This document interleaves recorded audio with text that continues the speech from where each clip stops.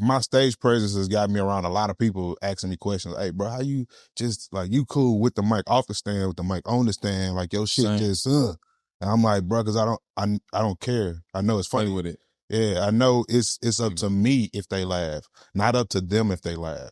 So, and audience members know, whether it be consciously or subconsciously, if you the kind of comment that's gonna let them determine what's funny, or you gonna determine what's funny. And me, I'm like, I'm in the driver's seat. Yeah, this my shit. So this is what we doing. Yeah. And so yeah, man, fantastic shit. So we I'm a dog. we in the same similar paths of life. I already knew, and I didn't dealt with some gatekeeper shit like that too. Yeah. But with similar situations. But what I took from it was, oh, you don't like me? Yeah, that's it. That's exactly what I go to. And not even on a personal level. Yeah. As a comedian. Yeah. You like, I don't fuck with that you don't nigga. Respect my work. Because he funnier than me. Yeah. But here's the thing, in all actuality, objectively, I might not be. Yeah. But that's on you and your brain. And your insecurities. Yeah. I had to take a step back when if a nigga do me like that, I was like, oh, he's intimidated by me. Because if it was all love, he would have naturally given me the information. Yeah. It wouldn't even have been no problem. That started so many beefs for me when I caught that. Like I asked a question and the type of energy I get back, oh, you don't fuck with me, hoe ass. I'm finna pick on you, hoe ass nigga. Like I had one nigga who I was in town like doing like spots and shit, and I already had one spot, and I was like asking if they like knew any information around. Yeah. They just typed in a name, like a first and last name. They didn't say the venue. They didn't say the social media. They was just like John Smith. Who's John? Who's John Smith?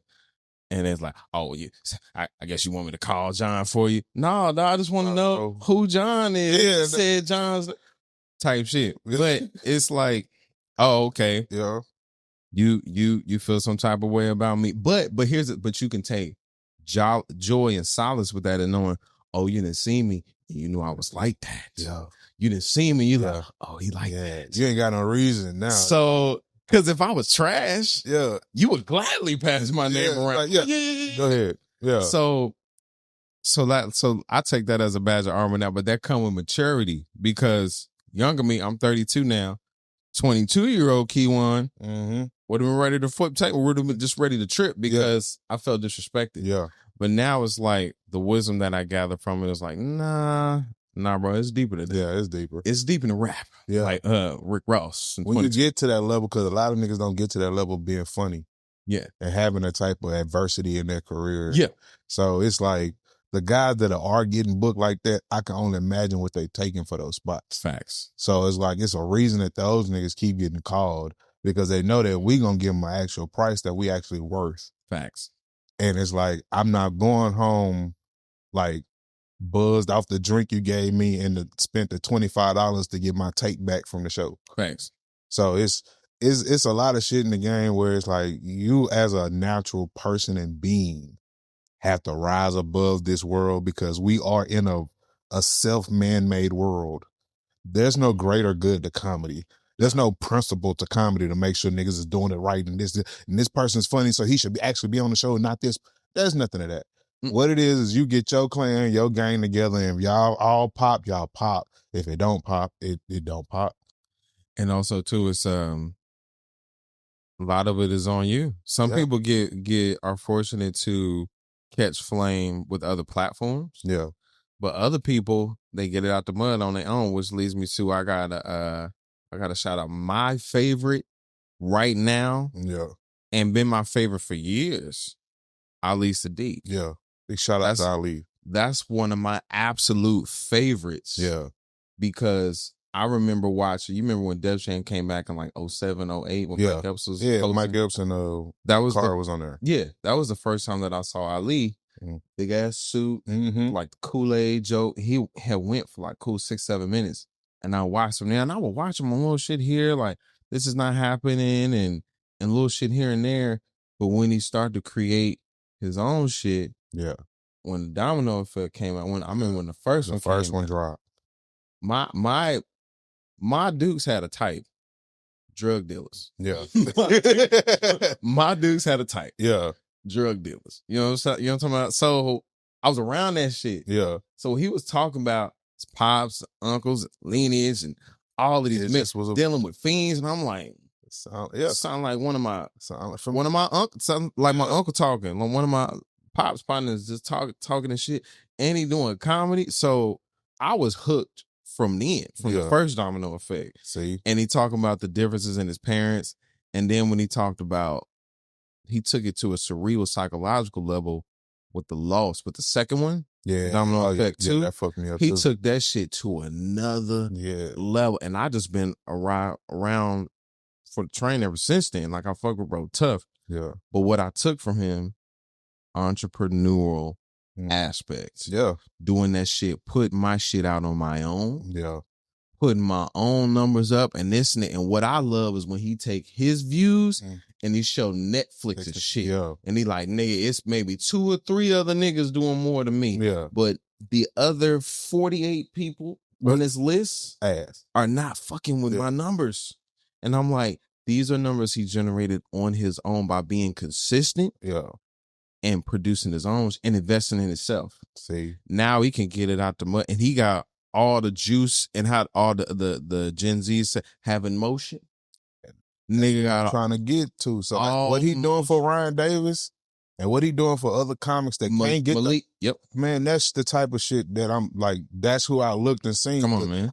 I started comedy late. I started comedy at 27. Like I didn't grow up wanting to be this. I didn't grow up thinking that I could be a comedian. Like one day an old lady told me, I was working at Whataburger in Bush Airport. I was running that motherfucker. And the prep lady looked at me and we was laughing so hard. She said, nigga, you missing your calling. Ain't no way in here you supposed to be here flipping burgers with us. And nigga, you this fucking fun. Like she wiping tears from my eyes. I already knew. Like, and I'm just like, you right. And I tried that shit. And after I started realizing how to mesh, the childhood energy and dream of it to the grown man energy. That's it. You start realizing that, this is where niggas get like old in the game and you see them doing the same spots we do. You see them trying to do the same. And you wonder why they act funny when they see you. Because they like, hold on. They didn't figure it out. They didn't patch it together. They didn't grow into a grown man in the game. That's it. They still a 22-year-old in the game. That's it. And it's hard to do because it's a psychological balance because 2 + 2 don't equal 4 over here. Nope. Hell no.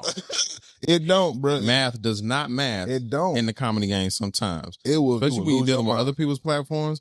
But when it's your shit, that's when the math gonna math. They can't tell you nothing when it's your shit. Stepping out on faith, being consistent, and you the founder and the manager and all of the shit of your shit. Yeah. And then what I noticed automatically, well, the funniest part that I loved is some of those same people that I would ask to be on their pod. As soon as they found out I was doing the pod, they reached out to me. Yeah. How can I be on yours? And I'm like, wait a minute, I ain't even live yet. Yeah. I'm like, wait until this will be episode 4. This is episode 4. Yeah.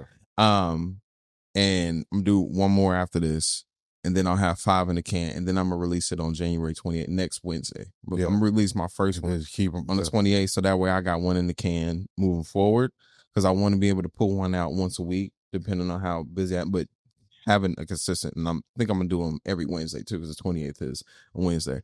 But yeah, man. So coming here, history here in Houston, not just the hip hop aspect, but the comedic aspect too. We was talking about Ali. There's a lot of heavy, major hitters that come from Houston. Another big one that was for me was Ralphie May. Yeah. R.I.P. Ralphie May. Boys didn't know. That was, niggas don't know about Ralphie May. If you a aficionado, if you up on your shit, you know about Ralphie. But I would always follow Ralphie's shit too, because Ralphie wasn't scared to do the black shows. Yeah, he wasn't. He wasn't scared to do a Def Jam or do a show with Monique or a show with Mike, and he was doing all that shit. And I would watch his like comedy one-on-one joint he did at the Comedy Store. It's on YouTube. Have you ever watched that? I haven't seen that one. I'll just send it to you. Where he just sits down. It's niggas that pretty much have paid for a comedy camp at the Comedy Store. And Ralphie sit there for like maybe an hour and 20 and give his whole rundown. This video was like maybe in 2010. He started comedy in 92. So he's speaking from a point, I'm 18 years in the game now. Yeah. So where he touching damn near an M a year from comedy. Back then. Yeah. Back in 2010, he's like, I'm touching $1 to $2 million a year from stand-up, from writing, from shows, all of that shit. And he was giving the breakdown. So I'm gonna definitely send it to you. Like, if you are not familiar with that, with Ralphie May, tap in. That was a big one for me. It's a lot of big, heavy influences here. Isn't Sam Kinison from here? I don't know who that is. Nigga from the 80s. He died a long time ago. Yeah, white dude. But anyway, give me your, let's do the hip hop aspect first. Yeah. Give me your, I don't want to limit it. Well, I guess we could do Mount Rushmore. Yo, Mount Rushmore of favorite Houston rappers. Yeah. And then give me your Mount Rushmore just comedians. Yo, Mount Rushmore, they ain't got to be Houston. Just top 4 favorite comedians. But the hip hop from Houston, we gotta go Zero. Come on. And Zero #1 on my shit. I grew up listening to that nigga. Still listen to Zero right now. Man. What is it? It's the one with him and CeeLo. Him. How these hoes gonna say I'm not him? This nigga put out an album every like 2 weeks. Yeah. So I'll be forgetting the name. You know which one I'm talking about. Yeah, they all one called Zero-a-thon, and they all got something like that. And then, I can't remember the last one though. I forget the name of this last one. Is it Rother? Something like that. But you know what I'm talking about. Yeah, no, exactly. Luther, like it's like Zero and Luther mixed together type. Yeah. I think it's Rother. It's the one with him and CeeLo. That's my shit right now. CeeLo blacked on that shit. Yeah. But that album specific, I'm sorry, I'm stepping on your shit. Zero. That's me. Yeah, Zero. From Houston. Shit, I got Propane on that hoe. Come on. I listen to Propane on the daily. We gotta go with Sauce. Sauce be preaching on some shit. So Sauce got some verses where it's like that they got me fired up though. Come on. And shit, who else? I gotta say Scarface, cause I play Scarface and forget that it's playing. And I'd have just listened to a bunch of real shit for about 45 minutes, and it was like, I feel good. Can't nobody piss me off today. One of the greatest human beings to pick up a microphone to this day is motherfucking Scarface. Yeah. And he's too humble. Yeah. He still has no idea how to understand it. I'm gonna do my Houston rapper Mount Rushmore where you do your I don't know if you already got your top 4 of your favorite comedians. I'm gonna do mine's. Yeah. I'm gonna do Face Mob as well. Mm-hmm. Absolutely mother in Face Mob from H-Town.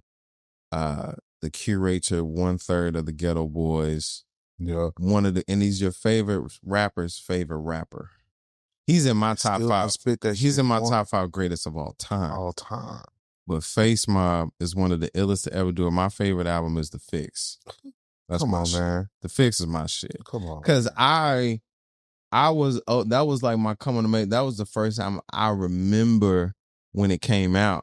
And I remember playing it from front to back. That was my shit. Yeah. And one thing I noticed, I was like, this nigga got Jay-Z and Nas on the same album? That's crazy. Hey, he didn't give a fuck. I forget his bread. And he'll tell you in interviews, he was like, I wanted to be the nigga that say, even in the middle of that battle, I got Jay-Z and Nas. I got both of them on there. And even like with Jay and Nas, the way they revere Face, who he is, he's still considered an underground or slept on artist. Yeah. But just because of the South aspect. It's because of the South. Yeah. But it was just absolutely. If you ain't tapped into the Tiny Desk, man, it's The Fix, and another one is my favorite, The Untouchables. Okay. If you don't know the Untouchables, if you're not tapped in with that, but that's my shit. It's Face Mob was one of my favorites of all time. Yeah. Soundtrack for a lot of crime. A lot of murder, a lot of drug dealing, but I love how he always kept a little bit of gospel in there. That's it. He always kept a little, you know, what I'm saying? God. I gotta have a little God in here with me. You know what I'm saying? We gripped up no matter how many 9s and 4/5s we had, licks we had, Lord watching that on me. Giving honor to God. Yeah. Someday featuring Faith Evans on The Fix. one of the greatest songs ever made. That Face Mob, Pimp C. Mm-hmm. If I wish Pimp C was here today, because I daydream. I was like, imagine a tiny desk. Yeah. Imagine a Pimp C tiny desk. Yeah.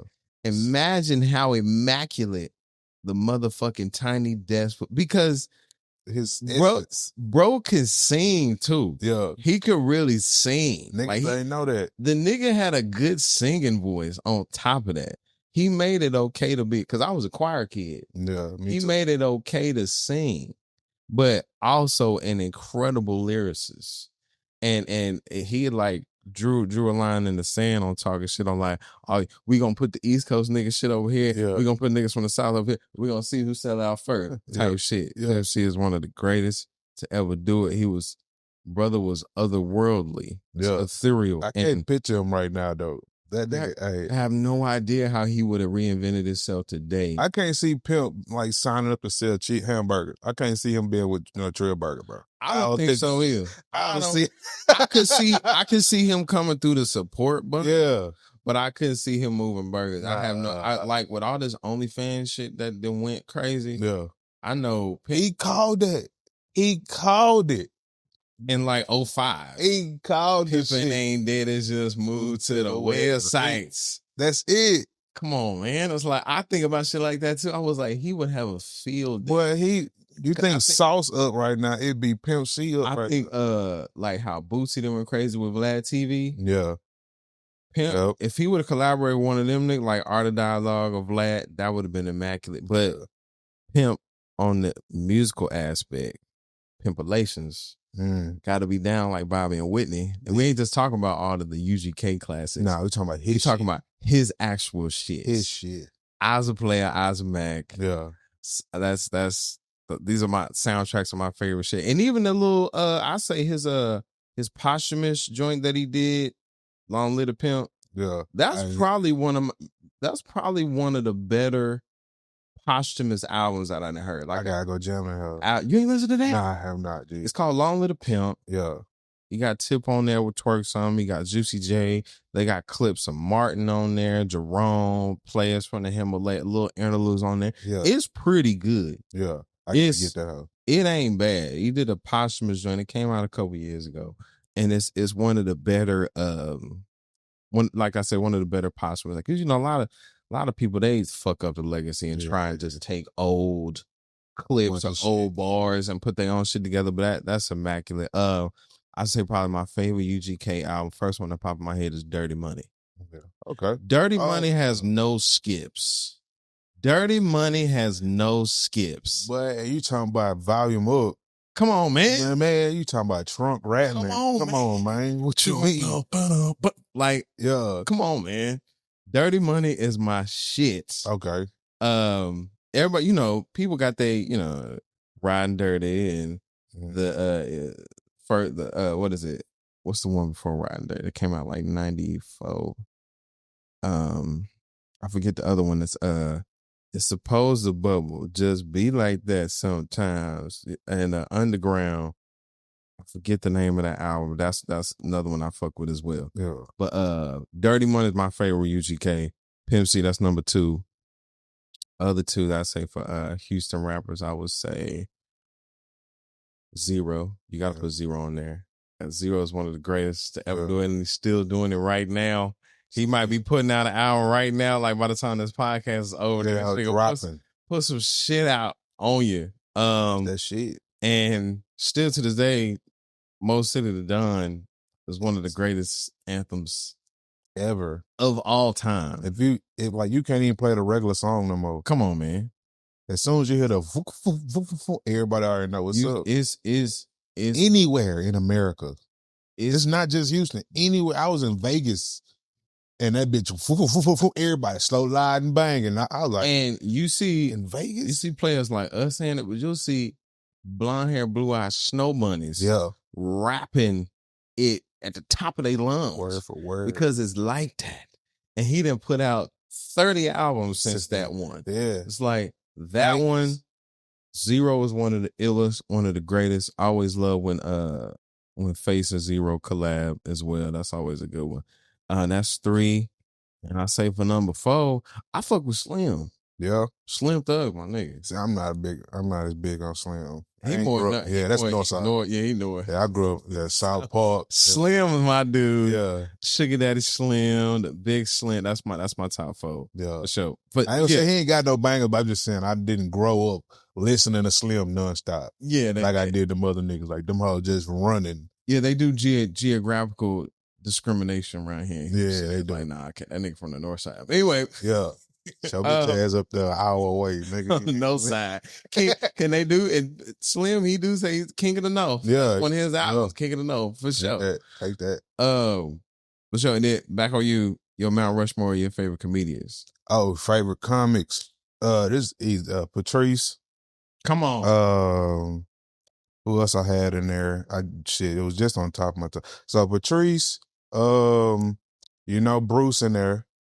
Bruce. I watched a lot of Bernie Mac.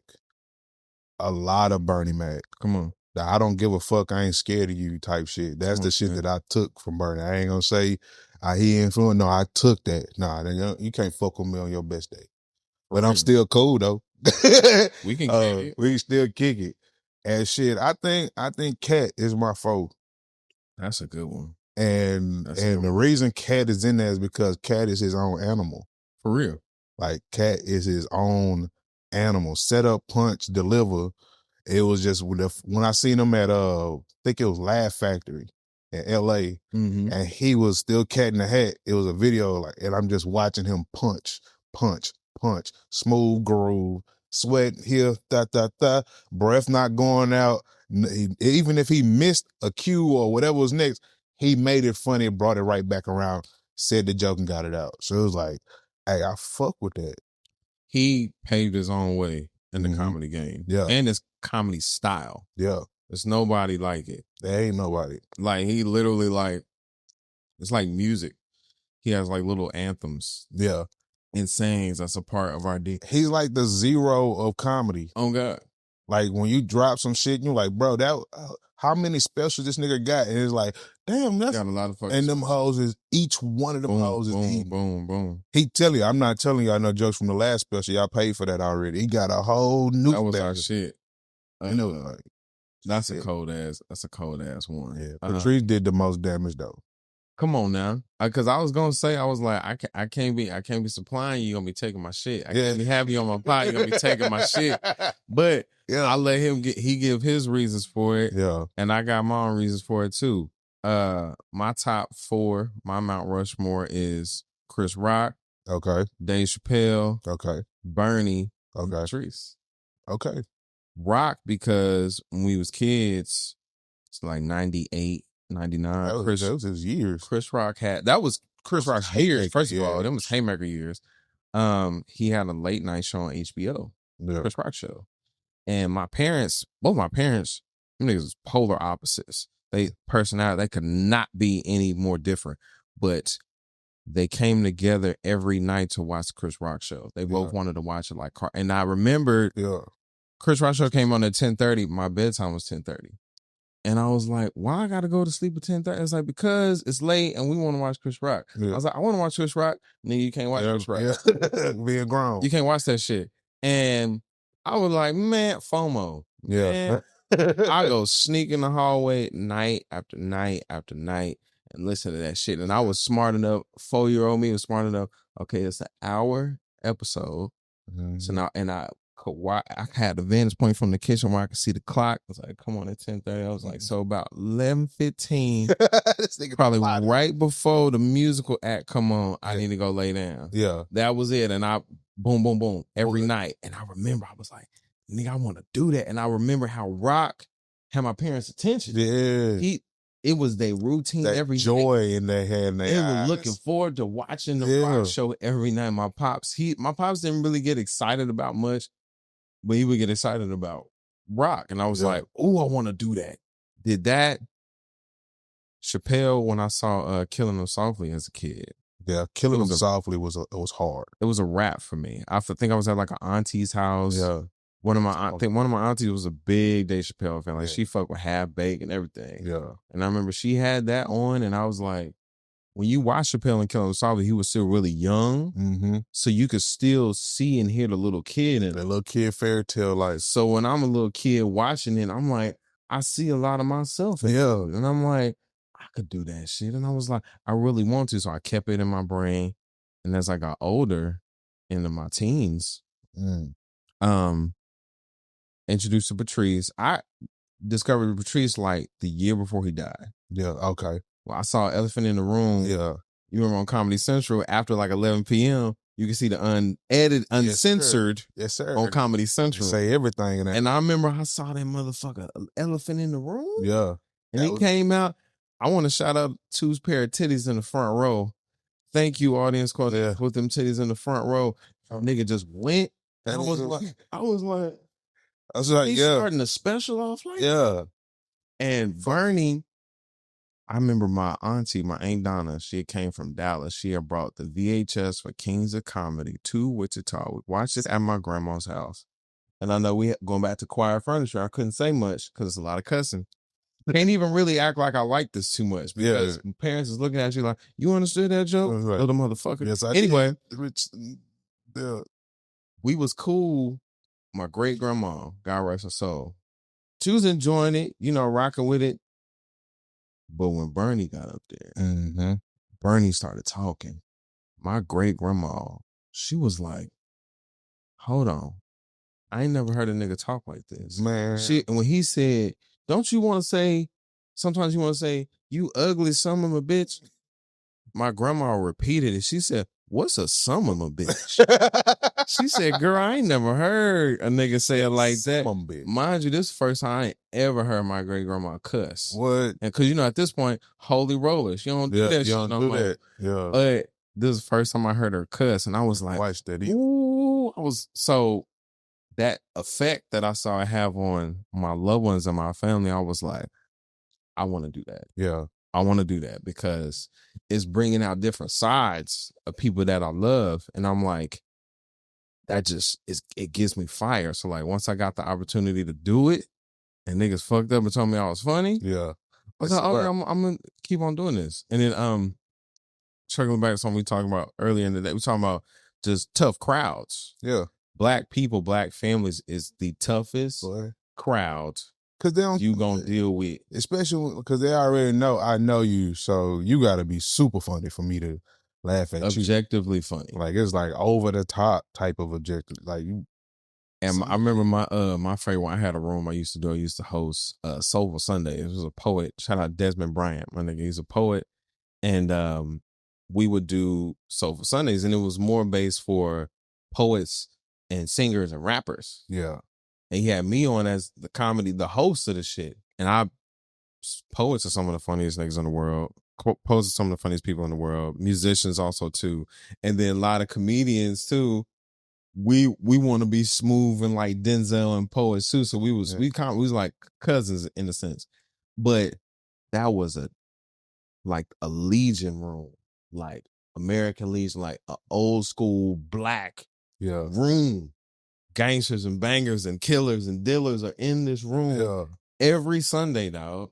And I remember I would get my chops in rooms like that. And I remember it would be niggas with tattooed tears. See me in the parking lot, walk up on me. I'm like, hold on, like, what's nigga, I'm reaching for my bag. Yeah. Hey, bro, I want to tell you, was funny than a motherfucker, man. Nigga who looked like he shouldn't be laughing, nigga. when a banger in all blue coordinate and he got the hat and the shoes to accentuate the blue is walking up to you with an and he like he can't give it up, so he like trying to hold excitement to you. So he really stone faced ice grilling and he walking directly to you. You don't know what's about to happen. He say you, hey man, you was funny than a motherfucker tonight. That's one of the best compliments. When them type of people come out their way to tell you how funny you was, and you like, oh, I'm really like that. Yeah. Because it's really hard for black people to give you compliments, period. Yeah. On being funny, but especially to be like overflowing. Like he can't hold that shit in. Like he hit the ball and went way above that hoe. When I would get that type of reception, I was like, They did them like that in LA. I did my first impressions. Yeah, did that first impressions. It's a nigga, even if you watch first impression now, it's a nigga that sit front and he got his head tatted. All is tatted. Yeah. Like that nigga was sitting front row, like on my first impression. So I hit the stage and I was like, I was finna tell a different joke, but this nigga here though. Come on, dog. And I went in on the nigga for about 3 minutes. You only got like 4. I'm like, fuck. I run the light, man. I ended up doing like 8 minutes, bro. And they was like, boy, you lucky as fuck you was funny, bro. Oh, God. Because they was like, you got a line they coming out straight here. face, boy. They was like, hey, you lucky as fuck you funny, dog. Say, but don't run that light no more. And when I was walking, my face was sweating, nigga. I was nervous as hell. Like, yeah, cool, appreciate that. I appreciate that. But it was going to the restroom or something. He walked by and say, hey, fam, hey, nigga, you funny than a bitch, nigga. I was like, you was concerned for a second. Like, half a second, you like, what up, fam? I cooked your ass pretty good, too. Oh, God. Your girl was laughing at you and everything. Another thing, too, a lot of cats that come from that life, that's inner city cats, that's in the streets, bangers, dealers, some of the smartest and funniest motherfuckers you were ever going to be around. Yeah. So when you come up here and you ain't in the trenches like them, and you up here talking about, oh, you want to tell jokes? Yeah. Oh, word? Yeah. Let's see what you're talking. You think you funny? Guys? Bet. Because I got a bunch of niggas that at the crib that's niggas just funnier than you right now. Laughing on the porch, nigga. Come on, man. It's like me and my crew on the porch. Ain't nobody funnier than that. So like, and when you are fortunate enough, I say fortunate enough, to be around people like that, you like, yo, these niggas are geniuses, missing their calling and funny as hell. So it's like, I do it for people like that too, because it's like, if I know I'm doing it for them, their support, anybody else is cake. Yeah, that's the easiest crowd to get in there. Once you get that stamp of like, all right, we know he funny. That's a funny guy. Okay, cool. He hood stamp. All right, so what's next? And then you be like, shit, what he got next? That's when they be like, where you at next? Where you gonna be, cuz? Come on, man. Like, yeah, bro. So like, man, that's freaking awesome, man. I love that. I appreciate you taking the time to come chop up with me, man. I was thinking when I was coming here on who I was gonna have, I was like, gotta have Big Baby in this, so you gotta have my boy. And I was like, let me see if he available. I appreciate that. And you living the married life as a married man. Oh yeah, freshly married. How long you been married? Since March of last year. Congratulations. So yeah, congratulations. This the second one, so it's a little more smoother. Yeah. He worked out all the kinks on that first one. Yeah, you know what I'm saying. Now the sequel gonna be so much better. All retarded shit on the first one. Come on now, talking about all the trials and errors. I got this. This ain't my first rodeo. I know the questions to ask now. Come on, man. What? Okay. Well, what's the gem you can give the audience of what you learned about you and for you from your first marriage? I was right. Nah. Nah, man. You learn that some compromises shouldn't be compromised. Some things are like you stripping your DNA. Like you ever bleach the shirt too much and that bitch starts tearing in the middle? Yep. A lot of that compromise, a lot of that you lose. You need to get a new shirt. Yeah, a new shirt. Exactly. It was what I was getting. You need a new shirt. Fuck the trying to fit this shirt, wear a different shirt over it so it don't show it. Nah. Just get a new shirt, dog. Just get a new shirt, bro. You can compromise only so much, bro. That's it. If it's still not enough, get a new shirt. That's you know what I'm talking about. I'm finna go buy a new one after this because this one here, yeah, you see what I'm saying? I need an extra X in this hoe, don't I? See? So we put some miles on these shirts, dog. You gotta let that shit go. The second one is just confirming everything I thought already. Just the natural communication. Just talk. You can argue without getting loud. Man. That's what I learned the most. You can argue. I could talk to a motherfucker in this voice, and we can have a dispute, and it'll stay just like that. That's it. Yeah.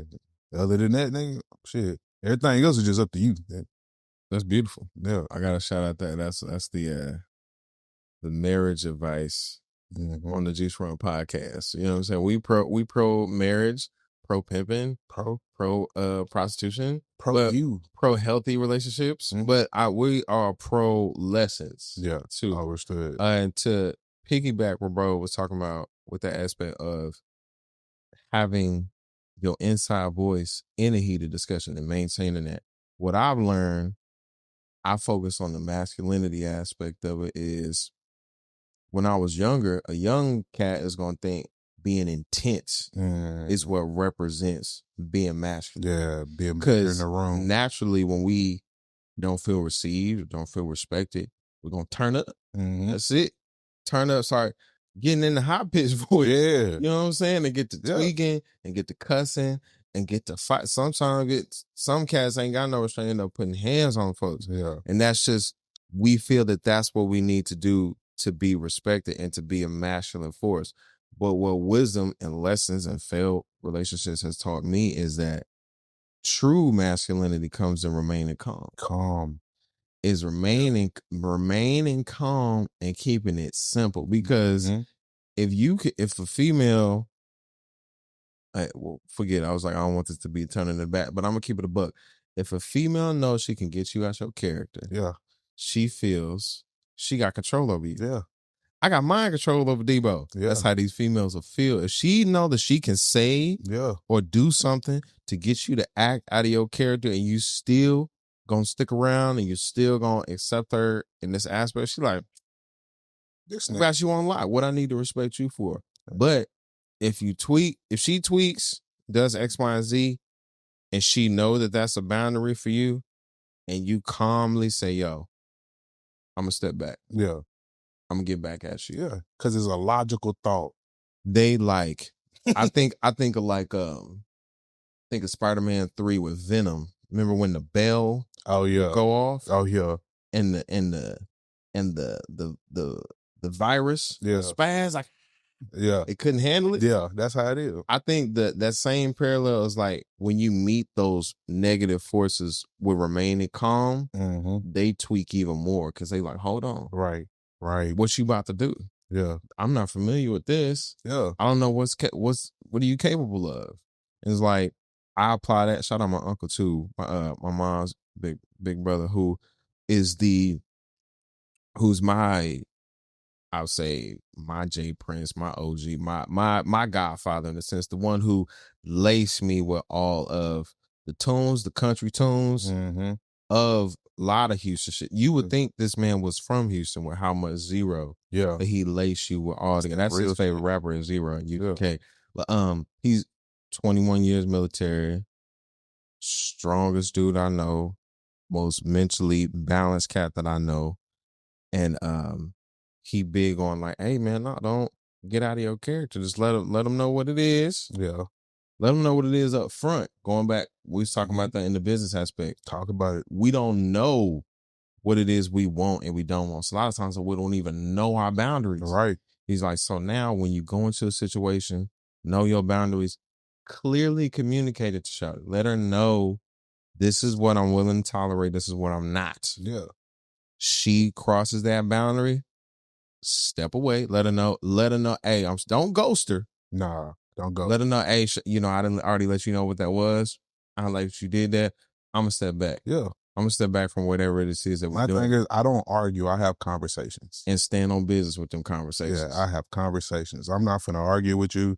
We said we love each other. We said we like each other. We sucking and fucking kissing on each other. Ain't no way in hell I'm supposed to be yelling at you with all this shit and you yelling at me. Nah. That. So we gonna have a conversation about what pissed you off, and we'll have a conversation about what pissed me off. Yeah. Now, don't use my time when I bring something to you to bring up some shit you pissed off about me about. That's a pet peeve. Nah, for a lot of us. Don't use my stage to get your shit off.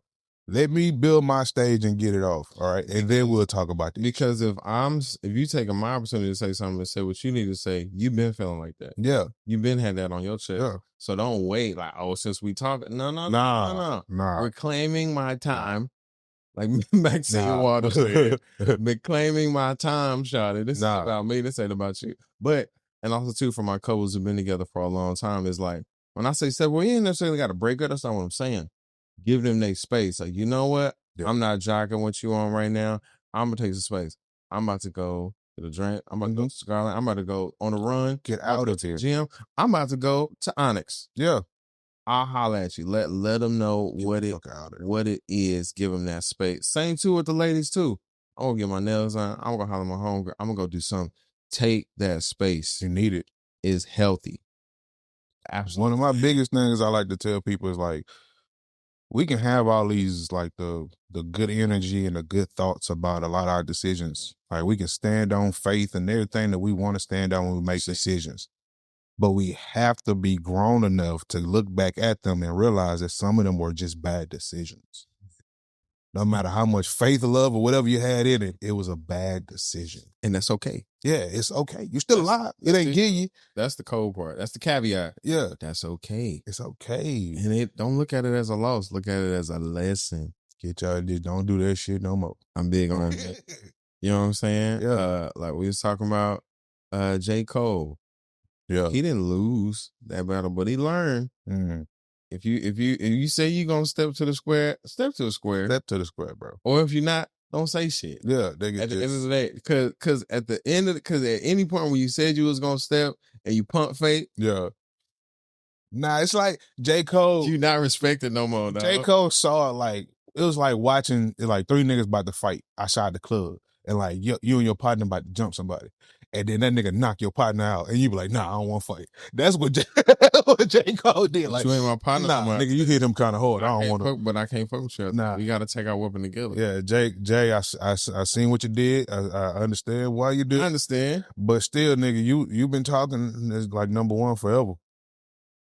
Don't do that. Don't do that. Don't do it because it's like if we together, it's like same thing with family. Same thing. Our moms and everybody used to. If your brother get into a fight, you better get into that fight because they what did you do? Stay with your partner though. If we go out together, you get into it with someone, I'm gonna do my best to either de-escalate, make sure you safe, or I got to square. I got to square. Yeah, I got to square with you. That's just how it go. Otherwise, and don't write a check with your mouth. That ass can't cash. Okay, I was like, I got kids. He was like, no. He said, "You want some of this too, J. Cole?" Like, nope. That's what that was, and I was like, "You don't do that shit. Don't pull up on people." I just asked about my bike, man. Yeah. You know, I wasn't trip. Debo was minding his business, quote unquote. Granted, he did steal Red's bike, but Debo was minding his business. Red pulled up there with his pops and said, "Yo, what's up with my bike?" He knocked that nigga across the street. Said that's my bike. That's my bike. But his pop said, I don't know why you come around here messing with these people. But that's what I take from that. He did lose a lot of credibility with me. Yeah, it was like because I don't like that shit. Because I come from that old school mentality. If you get into it and I'm with you, we get into it. Yeah. Or if you get in shit with somebody, I make a decision right then. Hey, that ain't got nothing to do with me. Oh, it's good. That's your shit. That's your shit. I'll holler at you. He had already dropped a fucking like a response, and the response was like a warning response. That's it. And it was very light. And it was like there was no skill on this track. I'm sure people in the grapevine got back to Cole and said, "Hey man, you don't want this. Nah, you ain't got nothing to do with you." He probably heard all them tracks Kendrick had and was like, he got 6 songs already. Cats don't know how to be diplomatic. Because I would have been like, hey man, I done already did music with Kendrick. Mm-hmm. I ain't got no problem with him. I'm gonna break bread with you because we on this tour. Yeah. But as far as y'all beef, that's y'all shit. I'm gonna remain.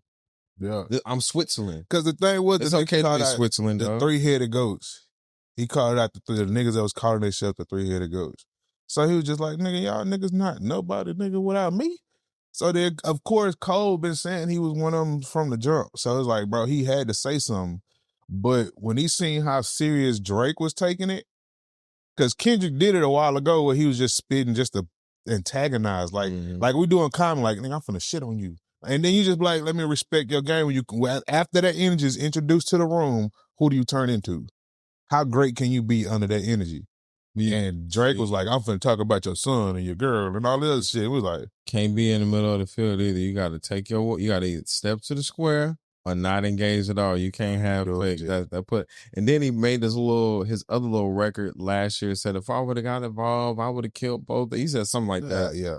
And I'm like, man, just drop this album, bro, so we can appreciate just the music, cause I ain't got time. People like that in my life. Yeah. We get into some shit and you throw a rock and hide your hand, you ain't my partner no more. That's just how I feel about that. But anyway, that's our other soapbox.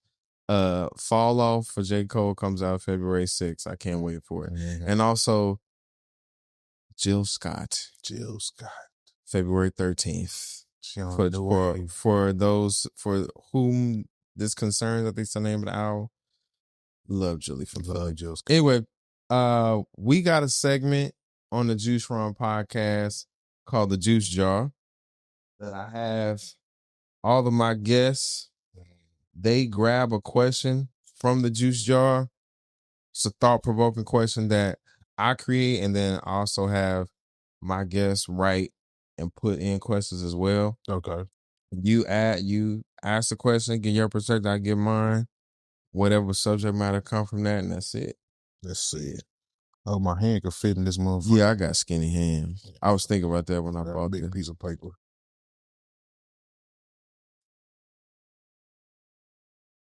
What are you doing first if you win the lottery? I'm getting the fuck from around here.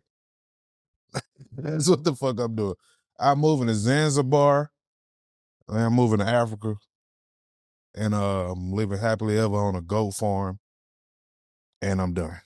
I might do a little content here and there, but yeah, I'll be self-producing specials from the crib in the motherland. Hell yeah. Yeah. I'm getting once I ain't doing nothing until the bread actually hit my account. Yeah. Once I done paid the taxes, I ain't doing shit different until bread actually cuts. Acting weird. Cause when you know it's coming, people will tweak out. Yeah. People will lose their mind. I'm doing the same routine until that first deposit hit the account. Then I'm gonna work that last day of work, quit right then at the end of the day, cuss out whoever I need to cuss out, give them that business, cuss out whoever I need to cuss out, break bread who was ever real at the job. Yeah. You know what I'm saying? Yeah. You know what I'm saying? Be like, hey, Charlotte, you ain't got to deal with that. You need to know your worth. Hey. All the ones at the workplace, you ain't got to deal with that. Yeah. Be blessed. Well, by everything you've been trying to hit at the job. Say, like, hey. You ain't got to watch you walk around here sad for about 6 months. I'm gonna keep it playing. You ain't got to deal with that shit. Let's go to lunch, baby. Let's go to Whataburger, man. Hey, just want to give you this, you know what I'm saying? Yeah. Love. You didn't get this from me. I'm gonna do that.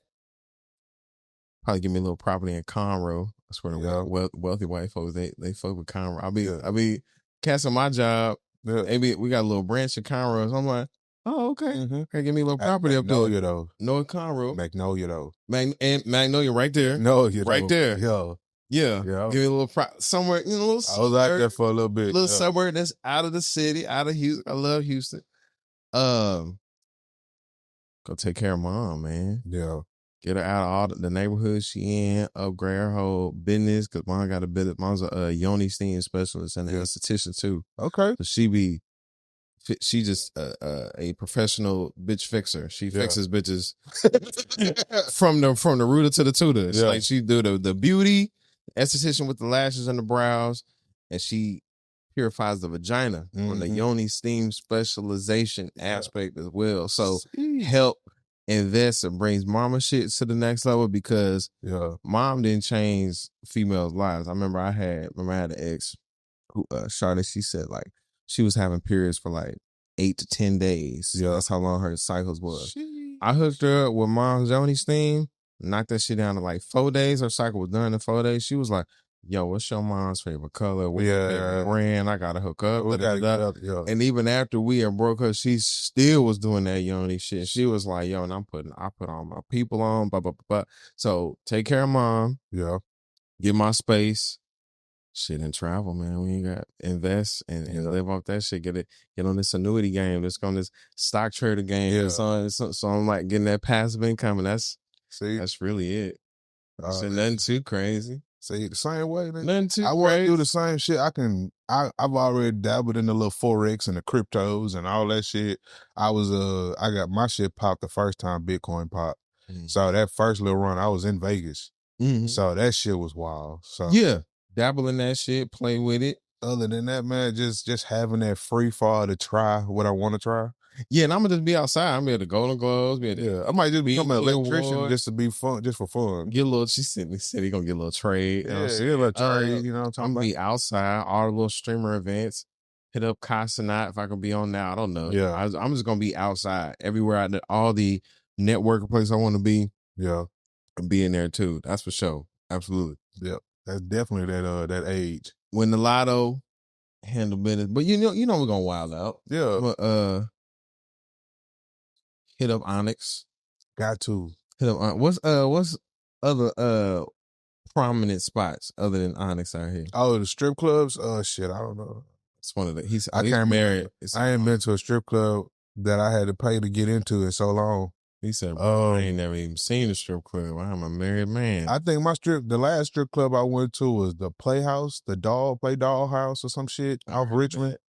And it used to be named something else. And I went there for my bachelor party for my first wedding. Mm-hmm. And I need to go back to a strip club. And I went over there, it was named something else. And the hoes looked a little worse. But it'd be like, it's one strip club I just went to. It was a Hispanic strip club. Mm-hmm. And it was a Asian chick walked in there about 5'9", 5'10", thick than them all. Like, God damn. I need to stop going to black strip clubs. Shout out Ojos Locos. Yeah, I think that's what it. No, it wasn't. No, that's a restaurant. That's right. Yeah. That's the restaurant. Yeah, that's the Mexican Twin Peaks. That's why they put them houses in lingerie behind the bar. They don't give a fuck. Ojos Locos be going crazy. Oh, yo, loco, like, bitch, you better show that ass. I had no question. You better show that ass. Just in there, man, you see. Ojos Locos is a trip. But yeah, for Shiggity, that's one. And we have one more segment here on the Juice Run. Mm-hmm. I call it the middle finger moment. Yeah. The middle finger moment. This moment is the moment where I allow my guests to put up the middle finger and say a major fuck you to anybody who try to stop their shine, try to stop their momentum, try to discourage or talk them out, trick them out their spot, told them they weren't gonna be shit, try to tell you weren't funny, try to steal your girl, try to you know what I'm saying, try to jerk you out your lunch, whatever that anybody, and then like that person, you know what I'm saying, that made an impression on you, that set with you, and you're able to prove them right, or like you use that as motivation, as your fuel to shit on niggas. Yeah. Because we go to certain places for inspiration to shit on niggas. Yeah. And we got a whole Rolodex of people like that to where we be like, man, fuck you. Yeah. And I'm doing it. And we still smoking type thing. I got to feel for myself. I love to let my guests get they shine, because some people I could tell and they'll think of somebody so cold, think of their government name and everything. Should be hilarious. But yeah, want to give you your time to do that. See, yeah, mine is more, I had to think about way back in the beginning. And it was just the energy that it was introduced to me on the comedy scene. And the person that introduced this was Barry Laminack. Fuck you, Barry Laminack. We were at government name. Man, the business name too. Yeah. And he's a comic. So the nigga I had on my own merch at an open mic at the Improv, and the nigga was like, you wearing your own merch? And I don't know who you are? Boy, fuck you. Like, nigga, you know who I am now, though, don't you? That's why he wore his merch, so you could find out who he was. Like, the fuck? So he was like, I'm number 9 on the list, and you're like number 22, so I probably won't even get to see your set. And I'm like, boy, fuck you and them fat-ass glasses, nigga. Boy, fuck you and that nasty-ass collar shirt you always wearing. Fuck you in the back of your neck, nigga. Like, I appreciate that, because it gave me the energy to say fuck you to a lot of people that I needed to say fuck you to. It let me know that there's an energy in this game of niggas who have no actual life morality. And you fuck niggas think y'all got like one up because you have so much time on your hands. It's okay. So that let me know that I had to be a different type of nigga in this game. I had to go take shit. I had to go be shit. I ain't had time for failure. From that point on, I was on point. I made it my duty to be on point, because why you wearing your own merch and don't nobody know your name, Brandon? And every time I grab How dare you believe in yourself? That boy, I'm finna shit. How dare you try and put on for yourself? Boy, fuck you. But how dare you try to represent? And it wasn't even the teddy bear yet. You know, I got the teddy bear now. It was the old Dragon Ball Z logo with big baby grin. I'll fire your ass up and all this shit. He was. That was his roundabout way of saying who this nigga think he is. Like this nigga. And so that's all that was. I don't know who he talk about, but those who want to be down with Bad Boy, fuck you too. Chino XL, fuck you too. Fuck you too. That's why I'm just co-signing what he said. I don't even know who we talk about, but fuck you and the horse you rode in on. Yes, sir. And your number 9 spot, ho ass nigga. Yeah, fuck you, Barry. Thank you though, but fuck you though. He might be. So it's a lot of niggas in the game when you gotta be like. Hopefully he didn't turn a new leaf, but that was just what he again the intimidation, dog. It is. Homie was intimidated. It's like, why is this nigga not nervous? Because I'm funny already. I'm like 7 months in, nigga. I'm solid. I'm stamped already. I'm walking in open mics. We like, still get nervous though. We still get nervous though. Is the thing? It's like being courageous. It doesn't mean fear isn't there. Nah. It's the ignorance of fear. It's like I'm doing this even though that's there. The definition of being brave and courage is being faced with fear and still saying, fuck you, I'm going to keep going. Yeah. That's the definition of what brave and courageous is. Yeah. Is to be faced with that anxiety and be like, you know what?